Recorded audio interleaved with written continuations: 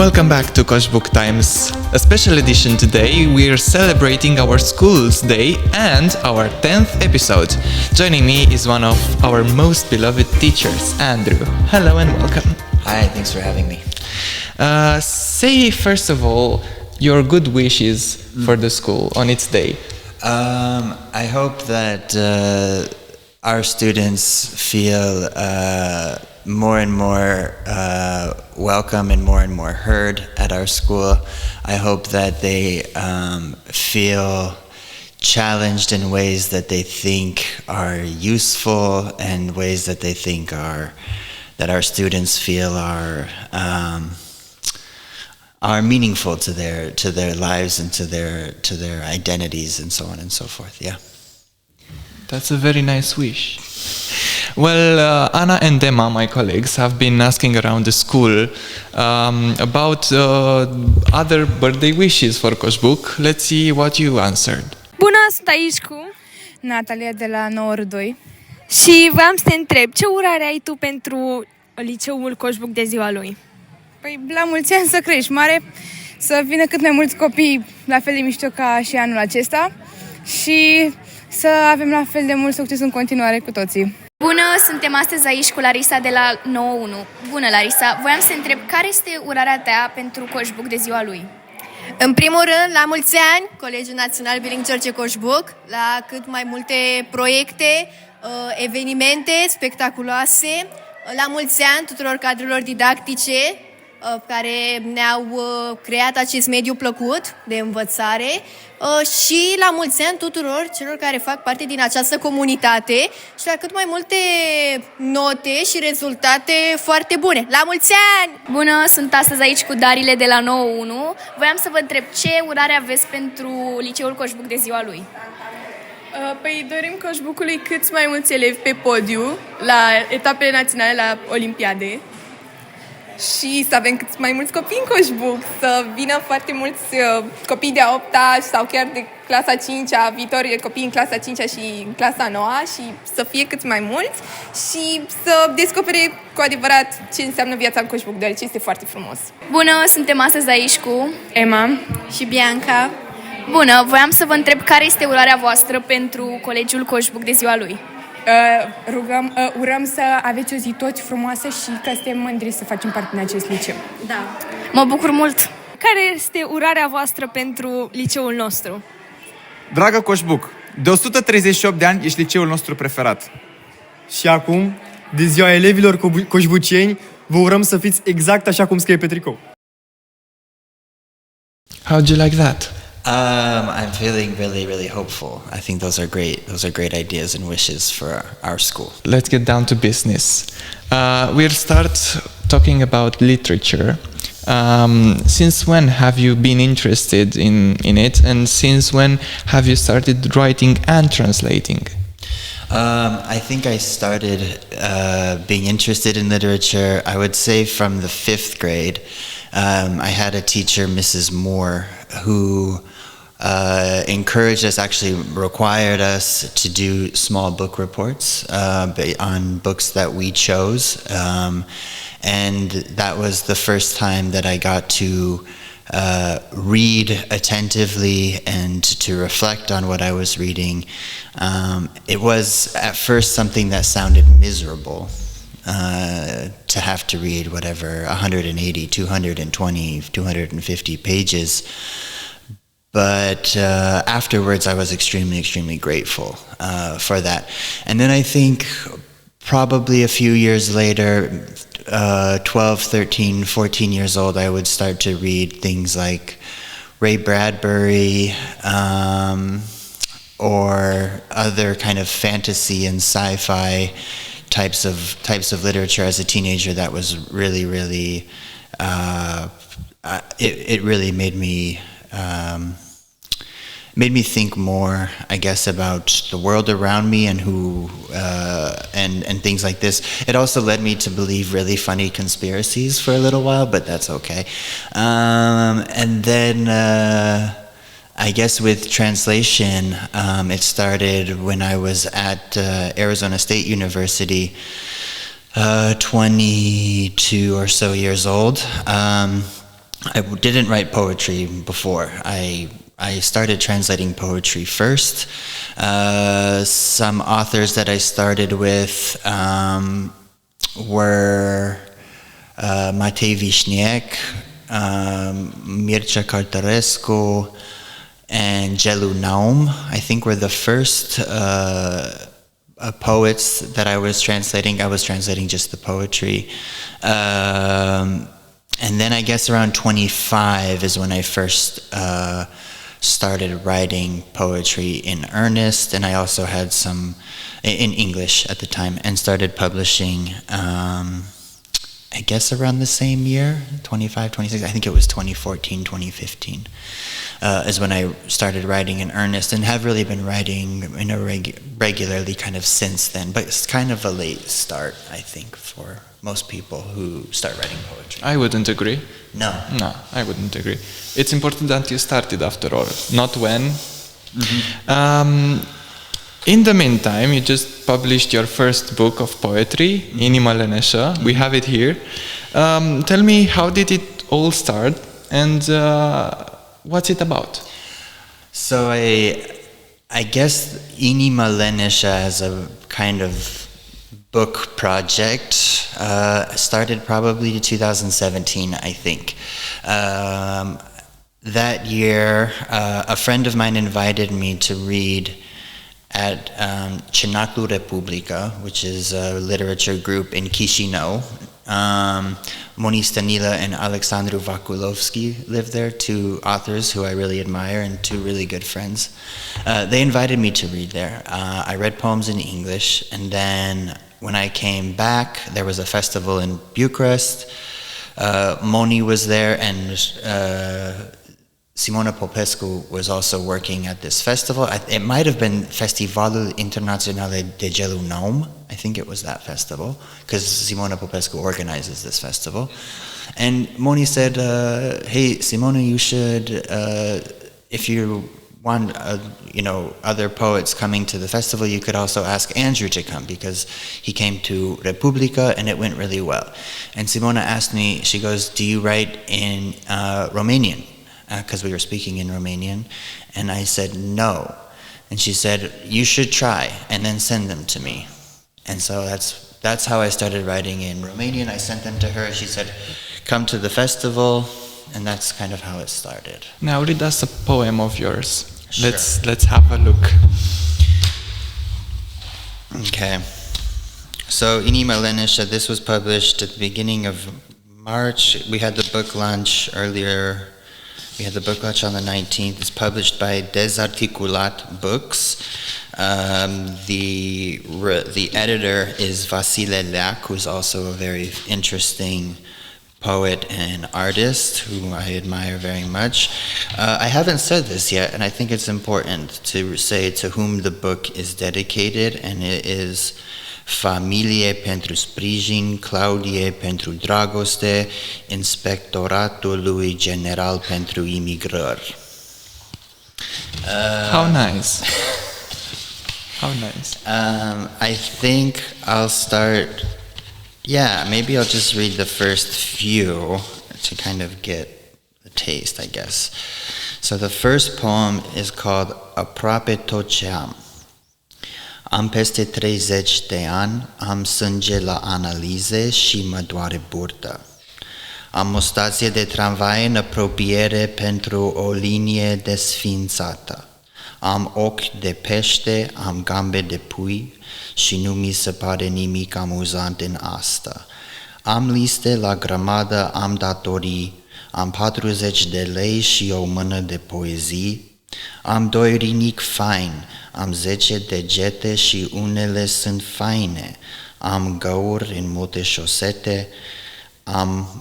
șosete, am să mă trezesc mai devreme, am să mă culc mai târziu, am o bere în frigider. Am o bere în frigider, am o bere în frigider. Poezie cu bani. Eternitatea există, dar paradis nu decât cel fiscal. Poezie cu mai mulți copii. Drăguți sunt copilașii, drăguți sunt cățelușii, urâți sunt împreună. Poezie cu centimetri. Am 178, dar mereu sunt ori mai mare, ori mai mic, în funcție de apropiere. Poezie cu sertar. Dacă m-aș putea băga mai adânc în sertar, forme astronomice ar fi făcute din șosete și chiloți. Cum te uiți la mine? Te uiți la mine de parcă n-aș avea voie să ies din casă purtând numai adjective pentru cafea. Și o să citesc un ultim poem. Poeții viitorului. Poeții viitorului vor fi la fel de buni, numai că vor avea mai multe brățări. A round of applause. It was really amazing. Thank you. Right, you're really talented. How much time did you invest in writing this book? That's a hard question to answer. So I had mentioned that Simona Popescu had kind of challenged me to start writing poems in Romanian, and I think maybe from 2018 is when I was really writing many poems. And around 2019, I guess at the end of the year, I felt like I had a volume of poetry, and I was putting the poems together in what I felt would be a cohesive volume, something that once put together, the poems would kind of have a dynamic between them, would communicate one with the other, would tell something. That was also the year with the pandemic that followed, because it was December 2019 is when I was putting it together. And actually I met with Vasile Leac back then. It was in January 2020. Long story short, I didn't publish a volume then. And I had submitted the poems to be published at, I think, 2 other publishing houses, and they didn't publish them. I started writing poems again in English. I did this again, and some of those got published in journals in the United States. But I kind of feel like that was part of writing this volume, even though those poems didn't go into it. I kind of do that. I just decided, I think in the summer of 2020, I said I'm going to spend 3 months just writing. Anything I write will be in English. That was just something I decided to do. And I was really lucky. Of the poems that got published, one was also nominated for the Pushcart Prize. Didn't win, but it was nominated, which is something. And then I think maybe 2021, 2022, there was some more poems that I was writing in Romanian that became kind of important to this volume. 2023, I don't think I did much of anything with these poems. 2022, I also had done an exhibition with some of the poems with drawings in an art space, and then and then in 2024, Vasile Leac came back, and he said, and he is now working with Desarticulat at the publishing house, and he said there's this contest for a debut. It's called Radu Demetriades. You could try and see if it comes out there. And so I put the poems together again, and this is actually a really funny story. In 2023, I had read at Street Delivery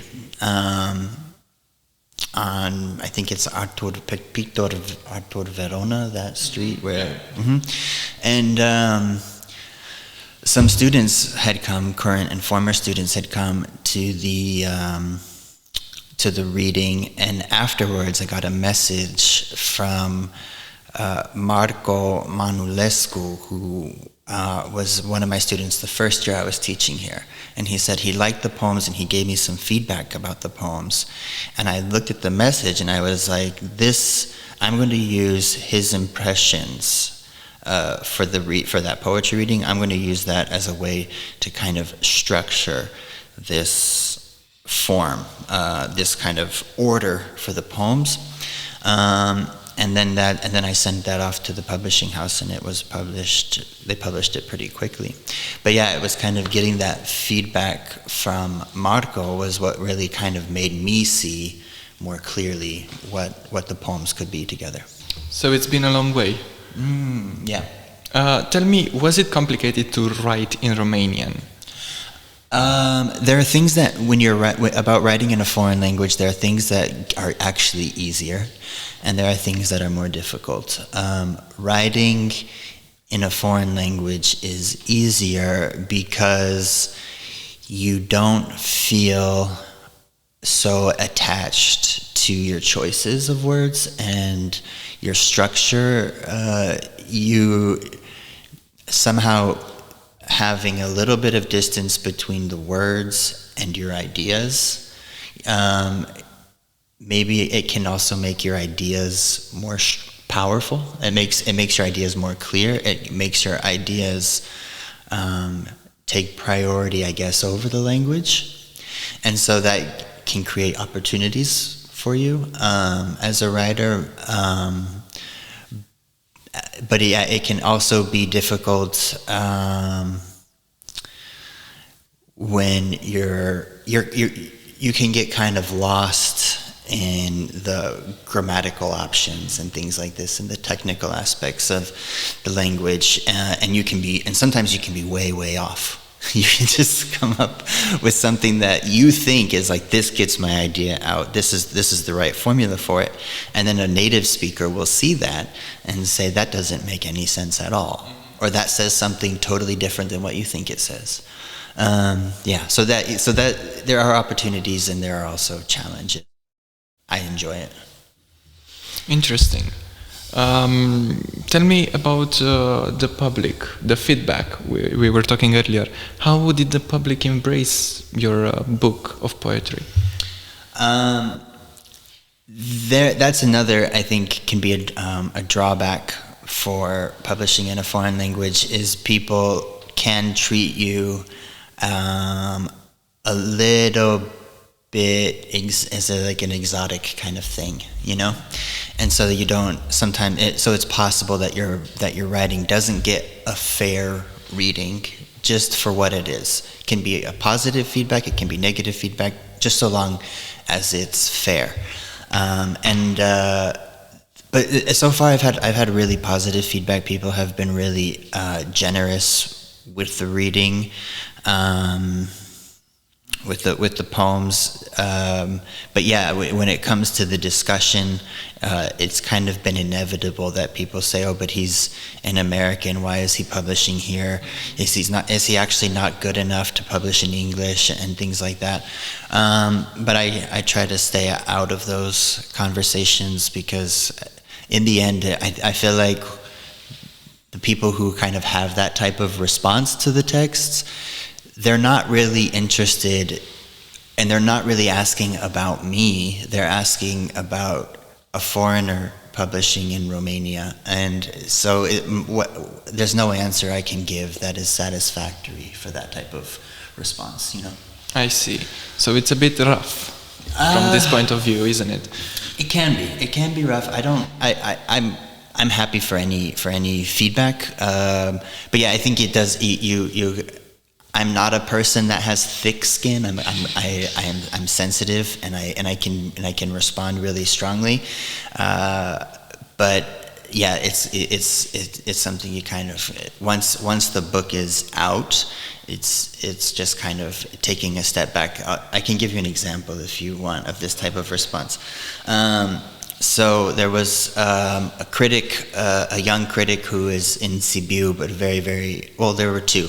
One is in Bucharest. Mihai Iovenel is one of the best critics of contemporary Romanian literature. And he had seen some of the poems and had written nice things about them just on his social media page. And then another critic from Sibiu, Ștefan Bagiu, again, really, really slick, really, really interesting professor of literature and reader of literature.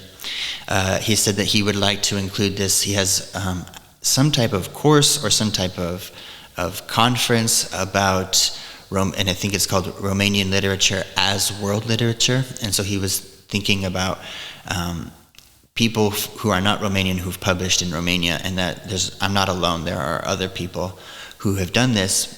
And then one of the people who had responded to his post about this course of his, somebody had said something like, well, maybe this author, referring to me, he goes, maybe he's not like some type of Andrew Tate who's here to like take advantage of better publishing conditions or something like this. And it was just like, my initial response was like, what did I do to deserve that comparison? Yeah, just because maybe because my name's Andrew and I come from the United States, we should make sure that I'm not a human trafficker or something. I don't know. I don't know how I deserve that comparison, but then you just kind of have to just let it go, I guess. Yeah, that's the best thing to do, isn't it? Yeah. You mentioned earlier the Radu Dimitriade contest for debut. Yeah. You did win it. Yes. How did that feel? I was really. It was really exciting. I really didn't know what to expect. This is the second edition. The first was won in 2023 by Alberto Păduraru, who has a really cool way of writing. His book is called Cartea cu Moace, and it's super fun. He's rhyming. He's got funny animals in the text. It's just his book is crazy. So I was really happy to win next after Alberto. But yeah, it had been a long time coming because like I said, most of the book was really done at the beginning of 2020. So it felt like a long time coming. And after I had sent it to the contest, I told myself, like, even if I don't win, I'm not working on these poems anymore. If I don't win this, I'll send them to other publishing houses just the way they are, but I'm not going to spend any more time with these because you just have to kind of move on, do other things, write other things, satisfy whatever creative impulse you have in other ways. So yeah, it felt like it was a long time coming, but I was really, really grateful just given the prize's kind of history. It's a short history, but it's really important, and it's a good prize to win. Congratulations once again. Thanks. And in the end, tell me, where can we get the book? So the book I know in Bucharest is at Cărturești. I know it's at. I've seen it at Modul. I've heard that it's at Cărturești Carousel. I'm pretty sure it's at Verona. I think it's in other cities throughout the country as well. I think you can order it from their website now. You can order it from Dezarticulat's website. But yeah, it's around. You can get it at Cărturești. I've seen it also in malls, which is weird. I don't know why it feels weird. I see, but it's everywhere. That's the good part, isn't it? Like being in malls, it's more accessible, I guess. I think so. I know when I went to a Cărturești at a mall once, and it was super full. It was like everybody, like there's lots of different types of people there, and that's really who I would like to see reading the book, is maybe people who are not who wouldn't necessarily seek out contemporary poetry, because that's kind of really niche. When did you settle in Romania and why here? I settled in Romania in 2015. Why here? Because I had been here before. I was in Bucharest from 2013 to 2014. I had stayed about 8 months teaching at a university in Bucharest. I had an internship while I was doing my master's at Arizona State University. And the reason I had come in 2013 is because I had come in 2011 for a summer school while I was also at Arizona State University.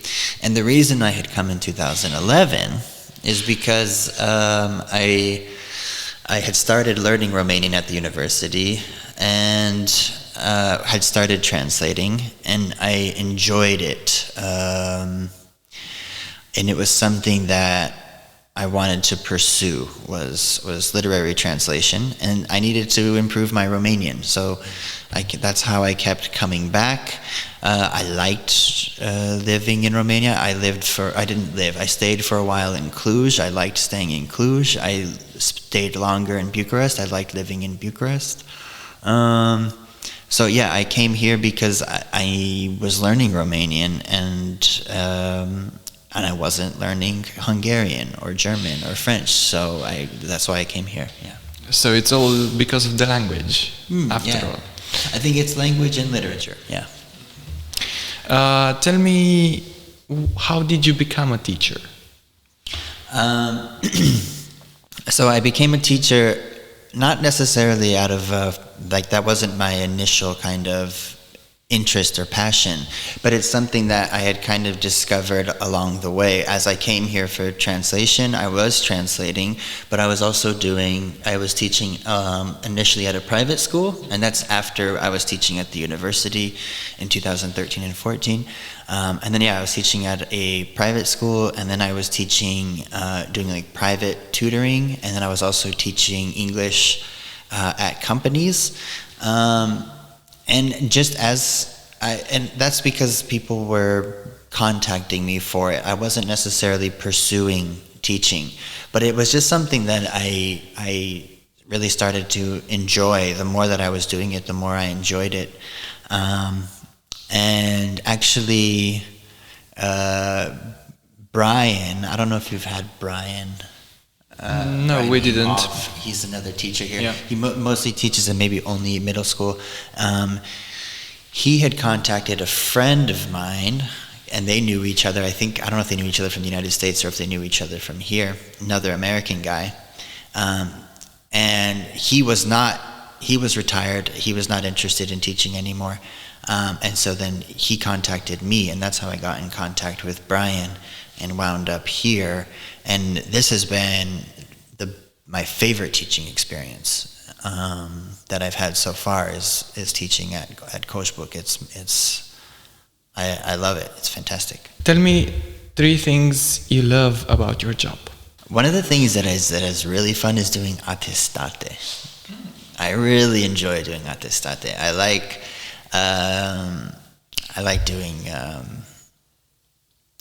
like seeing how students are exploring subjects, how they're researching subjects, how they're expressing themselves in writing.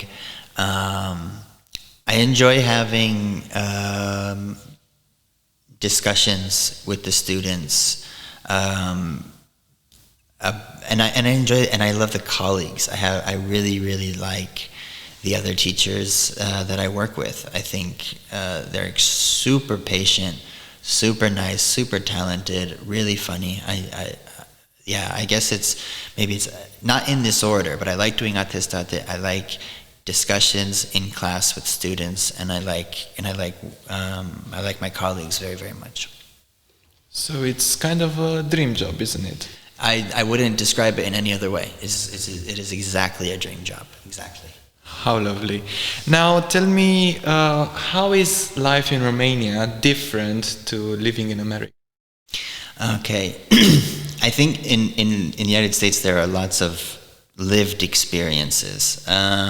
I can compare living in Bucharest with living in Phoenix, the city where I was born, because Phoenix is in Arizona. I know you guys do tons of geography, so I'm sure you know that. Now, it's kind of a metropolitan city. You have Phoenix, which is connected to other cities around it, like Scottsdale and Glendale and Mesa, and I don't remember the other, Chandler. My sister lives in Chandler. And all of these kind of smaller cities that are kind of attached to the capital city, which is Phoenix, there's lots of suburbs, and kind of every little shop has a parking lot, you know? And so it's very rare to see people walking on the street. There are cars everywhere. It's also super hot in Phoenix. And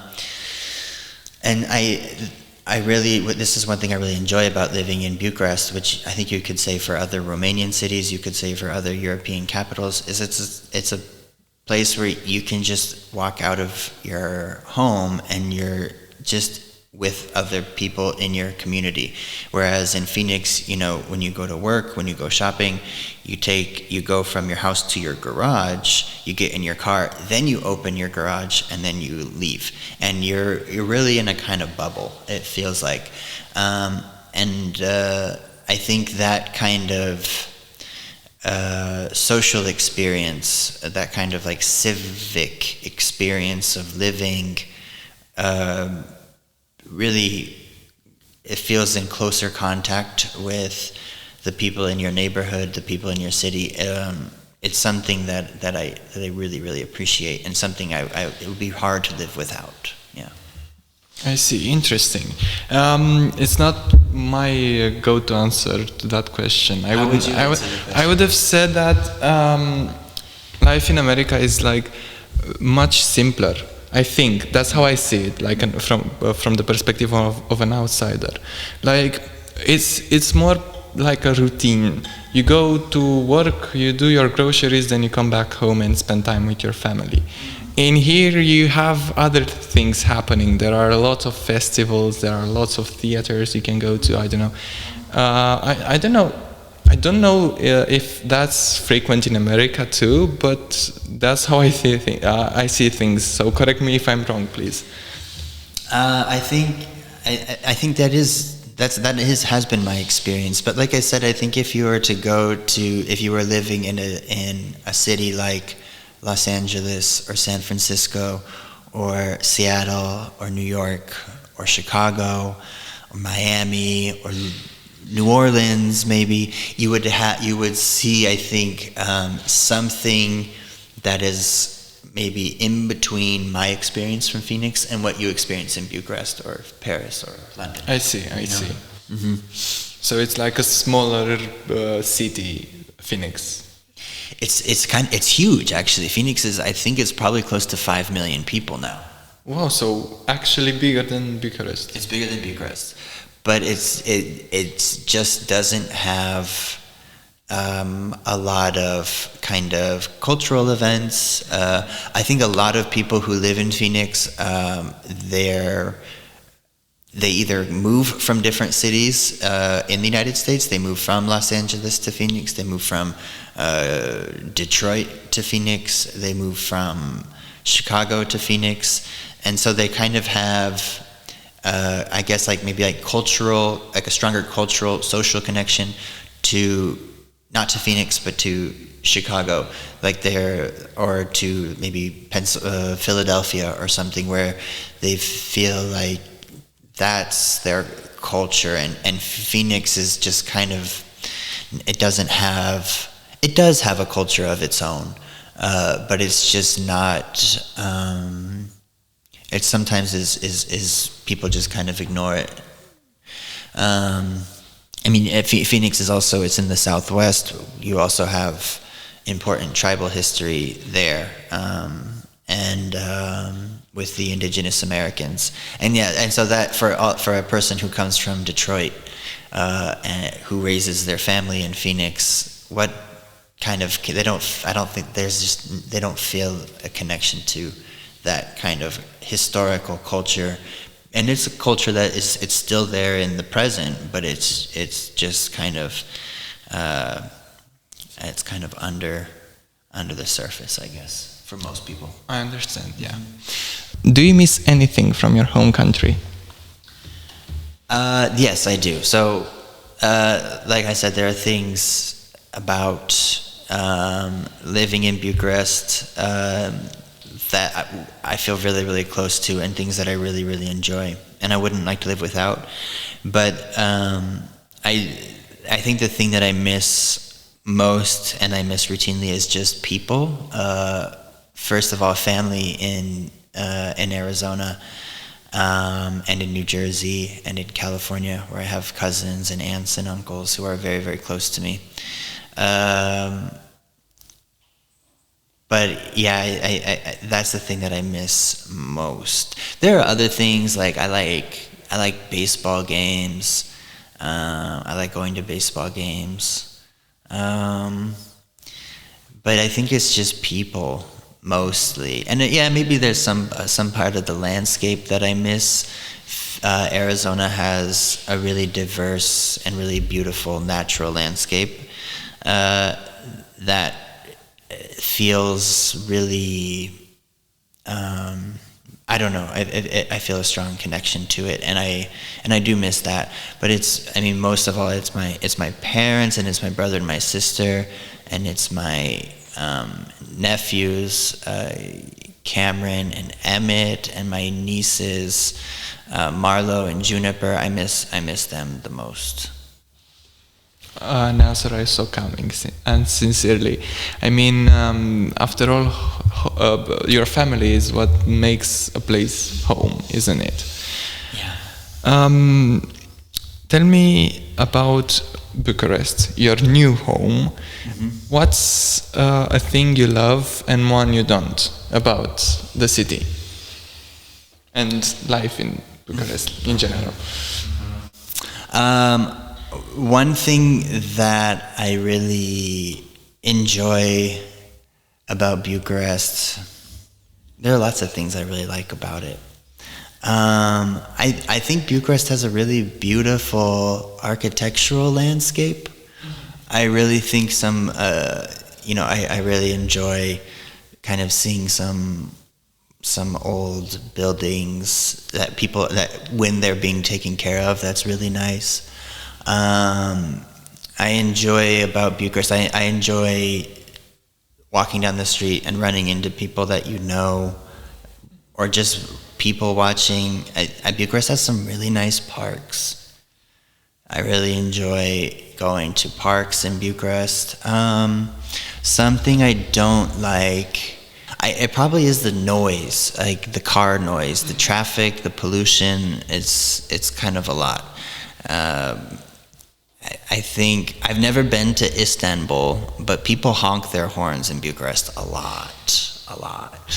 That's a thing we don't like either. So, yeah, fair enough. Tell me about your workplace. After all, it's a school. Mm-hmm. And in Romania, opinions are very controversial and mixed about the school system. Mm-hmm. What's your view on it? Mm-hmm.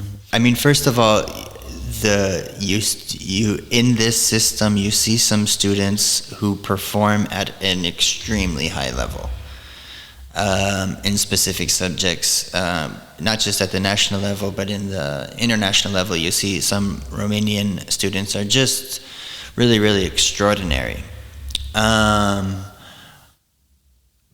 I think maybe sometimes there's too broad of an approach to certain subjects, where students feel like they need to memorize things and repeat things, and then they'll forget those things. I think that's one thing that could be improved, is having in the curriculum a little bit more time on each of the subjects. Now, I know in some of the classes besides mine, I know in some of the classes that there are teachers who spend lots of time on subjects and they're really, really successful doing that.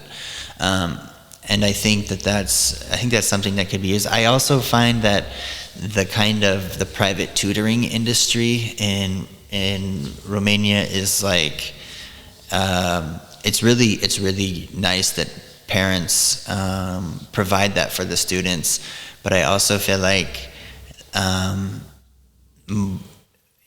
students and families shouldn't have to pay for their children, for the students to get to perform at a high level for the national exams or baccalaureate and stuff like this. I feel like that that needs to be happening between the beginning and the end of class. You know, that's if you're present and focused during those classes, during those times, you should be able to perform at a really high level. And unfortunately, I feel like that's not enough. I feel like students do come to class prepared and focused and often, but it's still not enough to perform well on the baccalaureate, and I feel like that's not okay. You need to be able to achieve at a high level with only what happens in the class, because it's a public education. That's what we're talking about in the end. It's like a lottery, it's up to the teacher. If you get lucky with a good and passionate teacher, then you don't need private tutoring. But in most cases, unfortunately, you do. Yeah. Let's talk about something brighter. Your students. You said earlier that you enjoy having the discussions, the debates with them. Mm-hmm. What's a favorite topic you have with them?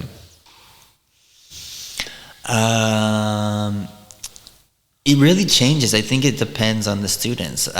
Just a couple weeks ago, I had some students in the 8th grade talking about something called the pink tax. Have you ever heard of the pink tax? The what? Pink tax. Pink tax. No, what's that? It's basically products that have pink on them are more expensive than products that don't. Really? Yes. And it's a real thing. And I had never heard of this before. So I would, if you had asked me this question 3 weeks ago, I couldn't have told you that pink tax is my favorite thing to talk about. But they had such interesting information about it, and they were passionate about it. The discussions that I enjoy most are the ones that students feel passionate about. Sometimes that can be, in the 11th grade with aspects of culture and civilization. Sometimes that can be in the 10th grade with human rights. For example, a couple weeks ago, I had one student talking about a case of a young man from a very wealthy family who had run some people over with his car. And again, super interesting discussion, really, really interesting. And then, or pink tax or whatever. It just depends on what the students bring. Yeah. Very interesting. Mm-hmm. The more I know, So there goes to say that the perfect student to teacher relationship is that it's that one when students learn from their teachers and the teachers learn from their students. Mm-hmm, mm-hmm. Yeah. And in the end, I want to challenge you. Tell us a joke, but make it in Romanian. A bank. It's a tradition I'm doing with my guests. I started it recently, and at the end of each interview, I ask them to tell me a bank. And now you're up. So, a bank? A bank. Okay. I do know some bancuri. Mm-hmm. I know some bancuri. There's lots of good Romanian bancuri. There are lots of good ones, but I'm gonna do the one with oi. Do you know the one with the black oi and the white oi? I don't think so. Let's hear it. Okay. Deci a fost un țăran care îl cheamă Ion și nicio legătură cu Rebreanu. Nu cred. S-ar putea să fie tot el. You never know.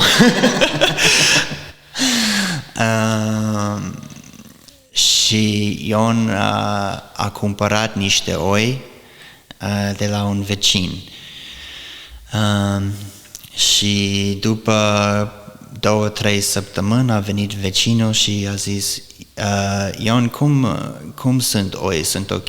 Și a zis: da, sunt ok. Și a zis: dar dau lapte. Și Ion zice: alea albe, da. Și a zis: dar alea negre? Și a zis: și alea negre. Și a zis: ok, bine. După câteva săptămâni s-au întâlnit din nou și vecinul întreabă: ce faci, Ion? Oile dau blană. Și a zis: da, alea albe, da. Și a zis: dar alea negre? Și a zis: și alea negre. Și vecinul a întrebat: dar când te întreb de oi, de ce nu mai zici de alea albe? Și Ion zice că alea albe sunt ale mele. Și a zis: și alea negre? Și alea negre. That's the peak of Romanian Banco. I love it. I love it. Recently I've started like a bit of a it's a strong word, but passion. Yeah. I really enjoy them a lot, and I hear them, and I like the ones that are like most dry, you know. Yeah. Those are the best. I think it's so funny because it's just the jokes are those bancor, you know, there's those dry ones. They can be so abstract and bizarre, but like the sense of humor, the sense of humor that you need to have for this, it feels really sophisticated, but like everybody gets it. Do you know what I mean? That's the cool thing about bancor, is it's not like you have to like know certain cultural references. It's like this, it's like, I don't know, like avant-garde humor, but like everybody gets it. What would you want more? It's fantastic. Thank you very much for joining me. It's been a great time having you, and best of luck with your books, and we hope you publish way more in the future. Fingers crossed. Thank you for joining me. My pleasure. Thanks for having me. Bye. Bye. Acestea fiind zise, încheiem primul sezon al podcastului acum aici. Vă mulțumesc tare mult pentru atenție și, ca de obicei, până data viitoare, ne întâlnim pe Instagram și pe TikTok, adresa o aveți aici pe ecran, dar bineînțeles și în comentarii, unde aștept opiniile voastre. Ne revedem în toamnă, dar stay tuned și peste vară, pentru că avem foarte multe surprize pregătite. Pe curând!